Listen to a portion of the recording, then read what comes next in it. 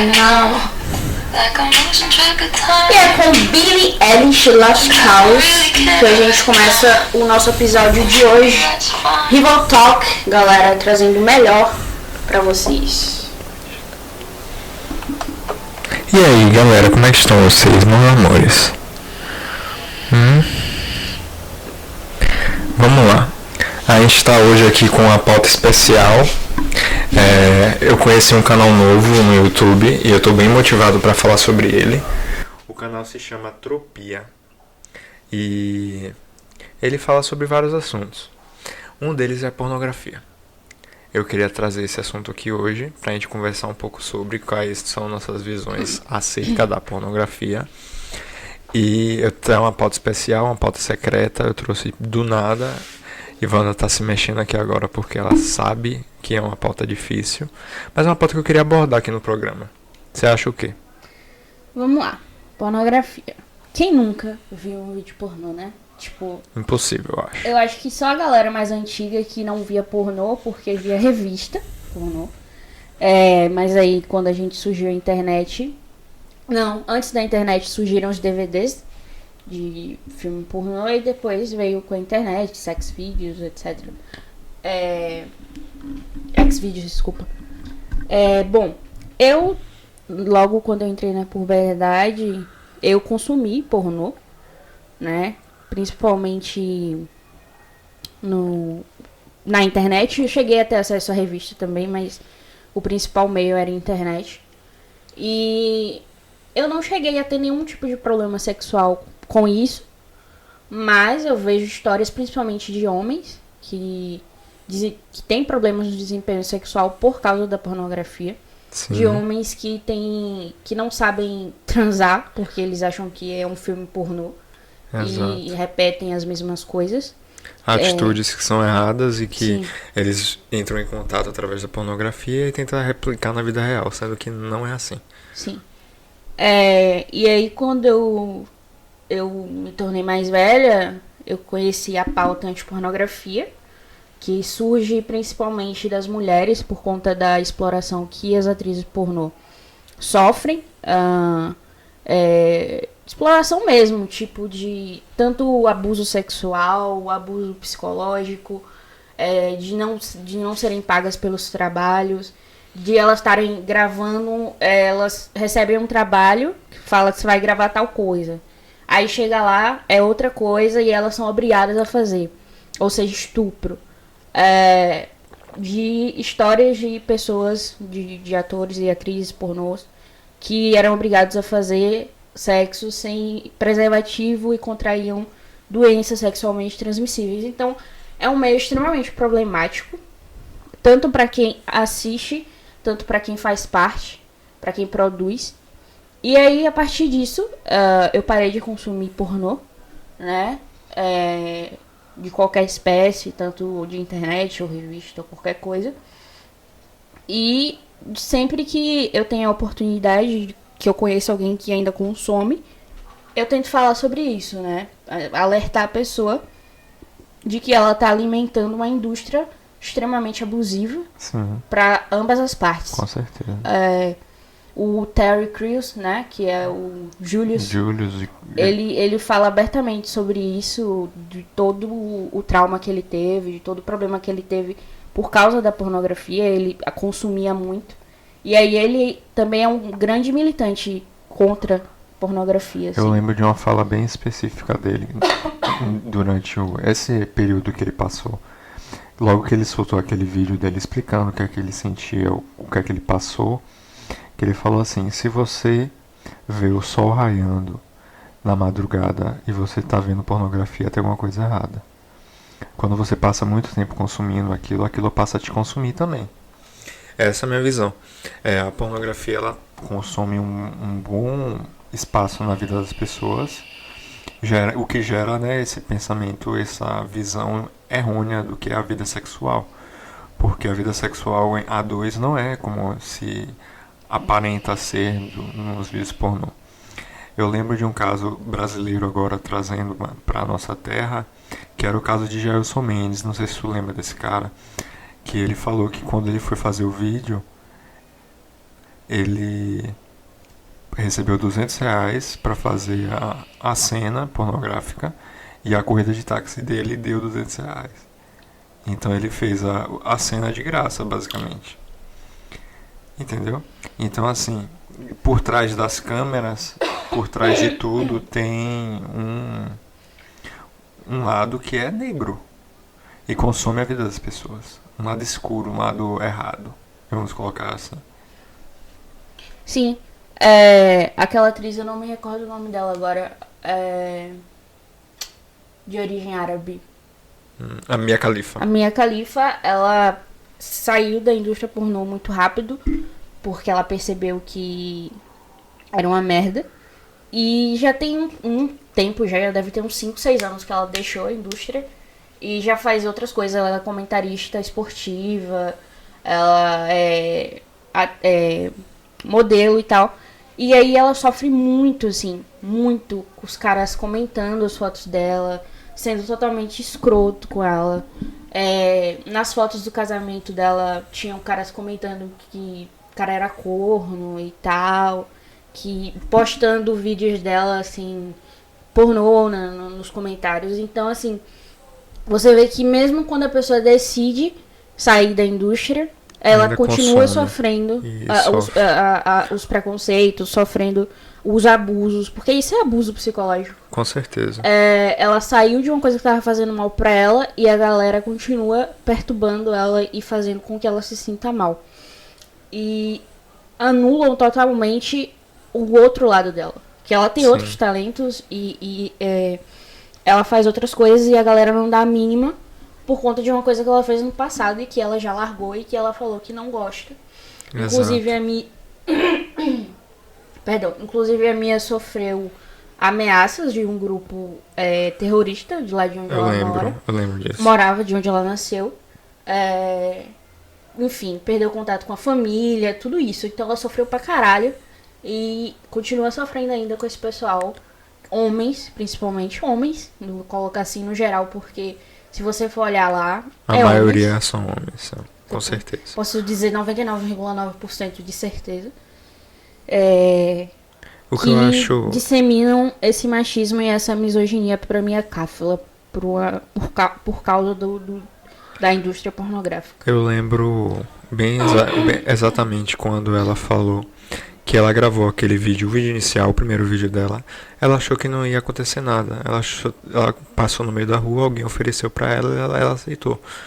Ela não sabia da proporção que ia tomar. Ela achava que ia ser um vídeo, assim, esquecido. E não foi. Ela cresceu muito, foi muito visualizado.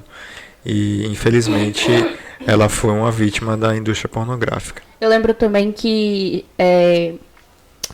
ela usa da religião dela, né? Você tem que usar a burca. E aí, tipo, quando ela ia gravar os vídeos, ela não queria usar. E ela foi obrigada, em algumas vezes, a usar a burca como se fosse um tipo de fetiche e tal. Foi daí que surgiu as ameaças do grupo terrorista, porque é algo sagrado. Exato. E ela foi obrigada a usar, tipo... Ou seja, mais uma coisa que ela passou por causa disso. Então, galera, se vocês consumem pornô, repensem muito isso. Tanto por vocês, quanto pelas pessoas, assim. E tem outra coisa que eu esqueci de citar. Tem vários sites pornôs que aceitam uploads de vídeos com criança, né? Então, ou seja, pedofilia, os caras estão pouco se fudendo. Então, assim, é uma merda, é um lixo, sabe? Você quer se masturbar, sei lá, pense em alguma coisa, trabalhe a sua imaginação. Imaginação é um exercício bom pra se fazer. Muito melhor, você pode imaginar qualquer coisa. Você não precisa estar ali com aquele ator específico, você pode imaginar, sei lá, Rihanna, entendeu? Coisas mais legais. Billie Eilish, não que eu faça isso. Coisas mais decentes. Coisas legais. E você não vai estar machucando ninguém. Não vai contribuir com essa merda. Então é isso que o Rival Talk tem pra falar. Eu queria trazer mais um tópico, que é falar sobre a vida pessoal de artistas e pessoas famosas. Porque parece que essas pessoas não têm um lado pessoal, né? Pelo menos quando a gente vive assim, a gente olha as pessoas, parece que elas são uns alienígenas, são pessoas que não vivem no mesmo plano que a gente. Sim. Você acha o quê? Olha, eu acho que principalmente na era da internet, essa galera que é famosa, subcelebridades, celebridades, tem sofrido muito com isso, porque, assim, respirou, tal pessoa respirou fazendo tal coisa. Aí a galera nos comentários, lixo, morre, se mata, não sei o que. Então, assim, a gente vê várias celebridades que sofrem com isso. Vou citar aqui uma que tá vindo na minha cabeça agora, mais recente, é a Luísa Sonza, que a gente até falou. Com certeza. Porra, a menina tá sofrendo pra cacete, assim. Passando por algo que ela não merecia. Ela não fez nada. Exatamente. Ela não fez absolutamente nada. Tudo se resumia à vida pessoal dela e coisas que ela fazia que ninguém tem voz sobre. Que ninguém deveria ter voz sobre. Exatamente. E tipo assim, não são comentários tipo, ai nossa, que merda. Ou então, putz, sério? É tipo coisa muito pesada, assim, que deve, sei lá, galera pra denúncia mesmo, assim. E eu acho isso uma merda. Só que assim, é uma faca de dois gumes, porque ao mesmo tempo que as redes sociais trazem esse tipo de problema para as pessoas famosas, através dela, as pessoas famosas também conseguem coisas muito importantes, tipo parcerias, conseguem divulgar os trabalhos. Sim, com certeza. E consegue alcançar um patamar maior na carreira. Então, eu acho que o que falta é muito clichê, mas é verdade. É uma empatia, né, geral das pessoas, assim. A gente brasileira é muito... Não só brasileiro, mas a galera, a gente ser muito humano robótico, é muito errado. Muito ruim, assim. A gente tem esse lado maquiavélico que a gente insiste em usar, sendo que a gente pode ser fazer melhor coisas melhores, e tal. Mas eu não sei o que acontece. E eu acho que eu nunca fui hate de ninguém. Hater. Eu sempre fui mais uma pessoa de positiva. ser... Eu não comento falta de nem quem eu gosto, mas gente que eu não gosto. Uhum. Então eu não tenho esse costume e tal de comentar as coisas. Eu leio lá e também não. sigo minha Eu só vida. consumo sem dar minha avaliação sobre aquilo. É até um ponto negativo que eu me considero assim. Eu gostaria de ser ativo em uma comunidade tipo YouTube, assim. Que você vê um vídeo, você gosta do vídeo, você vai lá, comenta, você participa da comunidade. É uma coisa que eu não faço. E eu uso o YouTube desde 2010, 2011, por aí. Então é uma coisa que eu poderia melhorar. É uma coisa que a gente pode olhar mais pra frente. Agora, se me perdoem, né, a intromissão de puxar pra uma outra pauta, eu queria perguntar se você tá cansada. Tô. Tá cansada? Tô cansada, mas trabalho o dia todo, gente. É... O podcast ainda não tá dando dinheiro. Exato, né? Quando começar vai ser melhor ainda. É o seguinte, eu queria falar um pouco sobre o cansaço da vida contemporânea. O que é que você acha? Você tá cansada de trabalhar? Eu tô cansado de trabalhar, cara. Eu queria que a vida fosse melhor. Eu tô cansada de trabalhar. Eu trabalho desde os 15 anos. Eu não aguento, já tenho também. 22. Mas assim, tô cansada. Tô cansada. A gente que não é rico e precisa sustentar a casa. Não herdamos. Precisa sustentar a casa, pagar conta, comer.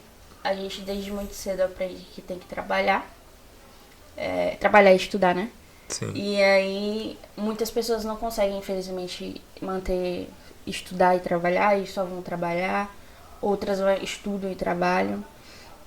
E, assim, quando é uma vida dupla, como a minha, por exemplo, de estudar e trabalhar, Sim.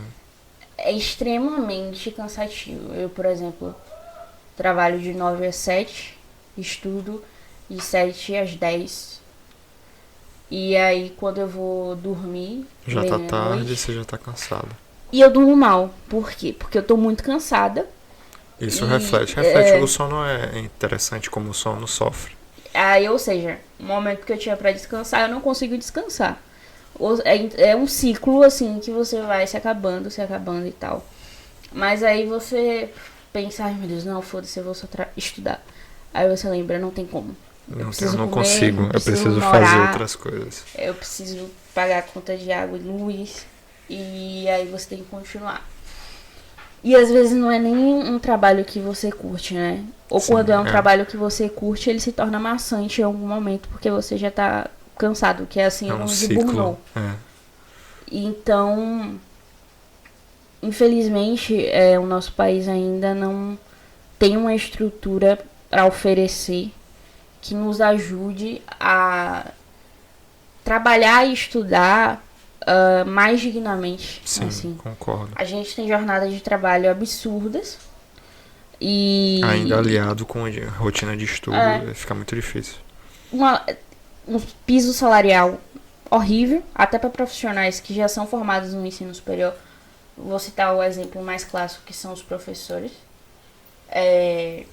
Ou seja, você se forma, o professor se forma, e aí ele tem que trabalhar, sei lá, não sei quantas horas semanais para tirar 3 mil reais no mês ou 2 mil. Falando aqui do estado da Bahia, porque no Maranhão é diferente. O piso salarial lá é de 5 mil, ou é 6 mil reais. Já é um avanço legal. Deus. A lenda. É um exemplo de que sim, você se forma com a ideia de que vai ter uma vida menos cansativa, porque agora você tem um emprego dito mais formal, mais bem visto. Mais oneroso também, né? Mas no final você continua se acabando até você se aposentar e ganhar uma miséria. Que aí quando você tá velho, você fica doente e paga tudo de remédio. Exato. Ou seja, a gente é condenado a se fuder o tempo inteiro. Falar disso me deprimiu aqui agora. Vamos ficar triste. Mas aí eu queria perguntar, como é que a gente extravasa toda essa tristeza que a gente tem? Tu acha o quê? Eu acho que, assim, pra mim pessoalmente, eu me sinto melhor, menos angustiada em relação a essas coisas. Quando eu tô gravando podcast, por exemplo, e isso não é a pauta, quando eu tô com os meus amigos, quando eu faço alguma coisa que eu gosto e tal. Mas uma coisa que eu reparei é que o cansaço, ele me tirou muito o desejo de fazer as coisas que eu gosto. Entendi. Assim, às vezes eu quero ouvir um disco na vitrola e eu tô muito cansada pra levantar da cama. Não dá pra fazer nada. E aí eu perco esse momento de querer ouvir. Você perde as possibilidades que você poderia estar aproveitando. Assistir filme. Fazer séries, etc. Gente, meu filme deve estar desatualizadíssimo, porque assim, faz muito tempo que eu não consigo. Você vai saindo dos ciclos sociais e das atividades que você normalmente fazia. Porque você tá muito cansado, você não consegue fazer as coisas. Tem vezes que você tá acordado, mas você não consegue fazer as coisas porque você tá... Não tem desejo e também não tem forças pra fazer as coisas. Sim. E aí, tipo, hoje foi um dia que eu tava... Terminei o trabalho assim... Caralho, eu tô muito cansada. E aí eu falei, não, hoje eu não vou ficar aqui. Vou sair, vou gravar um podcast. Porque ontem eu fui pra casa, eu tava muito cansada também. Só que, tipo, eu deitei. E eu fiquei ociosa. Terminou a aula, eu fiquei ociosa. E aí eu tive uma crise de ansiedade e tal. E aí... Porque assim, durante o dia, você não se permite sentir nada. Sim, isso é verdade. Você tem que se manter ali firme. E aí quando você deita, você sente tudo. E daí vem... todo rebote. E aí acaba dando merda, assim. Se você já tiver uma predisposição de ter crise de ansiedade, essas coisas. O que acomete uma boa parte da população. Sim. E por causa do trabalho, por causa dessa rotina extenuante, tem muita gente que não se permite ter dores enquanto está trabalhando. O que é algo que machuca, e machuca muito. Eu acho assim... Eu acho não. Precisa se ter uma reforma muito grande, assim, trabalhista, em relação à carga horária, em relação a salário, em relação a condições de trabalho. Quando eu falo condições de trabalho, transporte para o trabalho, as condições que você tá lá na empresa. Coisas mínimas, desde a cadeira que você senta, até com as coisas que você lida, preparo psicológico pra... Coisas que a gente não tem, cara. Você não tem. Se você entra numa empresa, você sabe que você somente é perguntado: você bebe? Você fuma? Tem exato. histórico de diabetes? Psicoteste é a coisa mais fácil de passar. Eu nunca vi ninguém falhar em psicoteste. E são testes assim, rápidos, sucintos, que não funcionam. É porque, assim, a gente é enxergado desde o Fordismo, não, enfim, desde sempre, como máquinas. Sim. Just eat. Parte de um mecanismo maior. Porque assim, cara, porra, uma coisa que deveria existir pra quem trabalha diretamente com o público é apoio psicológico. Porque você passa por muita coisa. Passa. Muita coisa, assim, absurda. Você ouve muita coisa. Gente, é difícil. merda. Se a gente pode definir de uma forma, é assim. Você é tratado... Porra, você dá uma boa tarde, às vezes a pessoa não responde, tá ligado? Coisas mínimas, isso é verdade. E isso, querendo ou não, aos poucos vai Te desumanizando maçando, você. exato. Você vai se Te sentindo, porra, eu sou o enchendo. quê? Exato. Se eu sou uma máquina, se Você eu sou você um... vai perdendo sua identidade, você vai perdendo a sensação de que você é um ser humano, que você merece o melhor, E que você merece mais. Você merece mais. Então, é É a isso. mensagem de que a gente pode passar. Que você merece mais. É uma coisa que as pessoas perdem muito com o tempo dentro do trabalho. As pessoas deixam de perceber que elas são dignas. Você vai perdendo a sua dignidade. Você vai perdendo o seu sentimento de pertencimento a alguma coisa maior. Esse é o meu maior problema com o mundo do trabalho. Com a forma como você é tratado, a forma como você é deixado, como o mercado te deixa desumanizado. Ele te faz esquecer que você é uma pessoa. Você faz somente parte de um mecanismo e você não é mais nada que além disso. E você é extremamente substituível. Eu sempre, assim, por causa da minha formação política, eu sempre soube disso. E eu sempre botei na minha cabeça que por mais que eu fizesse pela empresa, no momento que eles quisessem, eles me botariam pra fora sem pensar duas fucking vezes. Não Então, pensaria assim, uma. eu não crio nenhum tipo de pensamento, não. Eu tô aqui 100% na empresa, eles nunca vão me demitir. Não significa que eu não dê meu 100% na empresa, porque, infelizmente ou felizmente, a minha índole é de estar lá 100% fazendo o que eu tô contratada a fazer. Mas na cabeça de que, tipo, pra eles eu sou só uma peça, entendeu? Você está fazendo parte da empresa, você não é a empresa. Então, assim, eu acho até mais saudável você ter esse pensamento, porque às vezes se você cria um pensamento de que você é parte daquilo, e toma um baque, você pode ficar muito mal. Sim. Então, ter essa consciência é muito importante.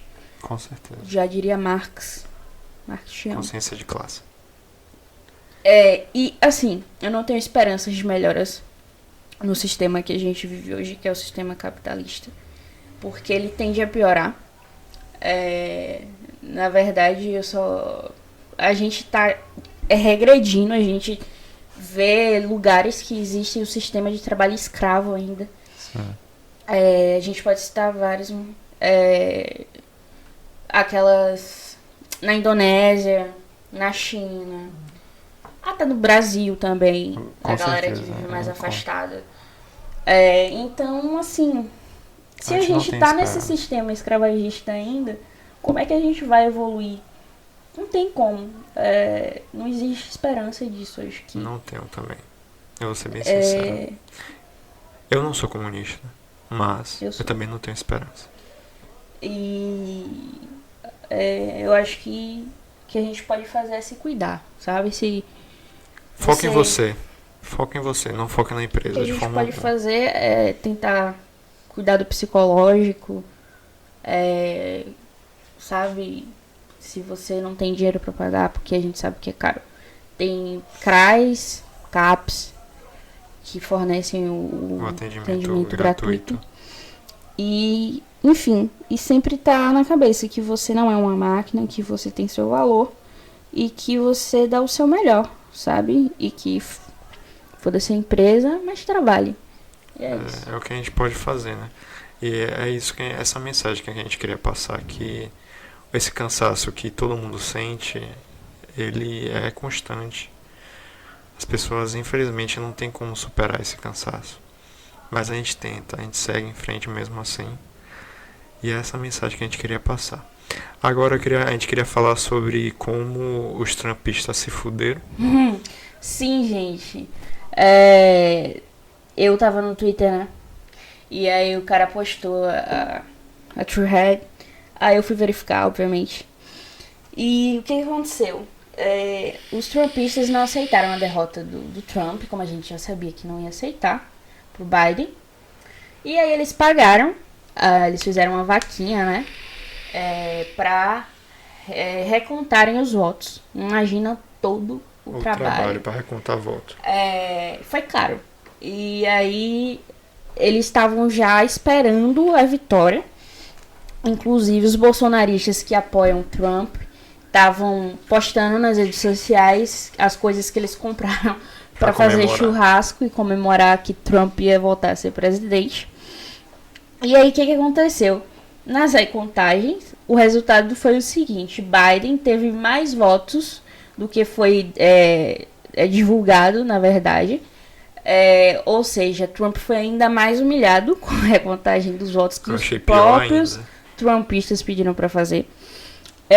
Mas uma coisa importante que eles fizeram foi mostrar que realmente existe uma pequena falha de contagem de votos nos Estados Unidos. Pelo coisa menos, que a gente já imaginava, né? Pelo menos serviu para alguma coisa. Mas foi muito humilhante para eles, para os bolsonaristas. Eu dei muita risada, achei pouco. Gratuito. Biden deve ter rido muito também. Com certeza. Trump deve ter se sentido um lixo. E é isso que importa. O mais importante é ele se sentir mal. Se bolsonarista e trumpista estão tristes, eu estou feliz. Com certeza. E é isso. Essa a mensagem bom que a gente queria passar. Tenha um excelente final de semana. Obrigado por ouvir. Beijo. Tá, paixões? Beijo.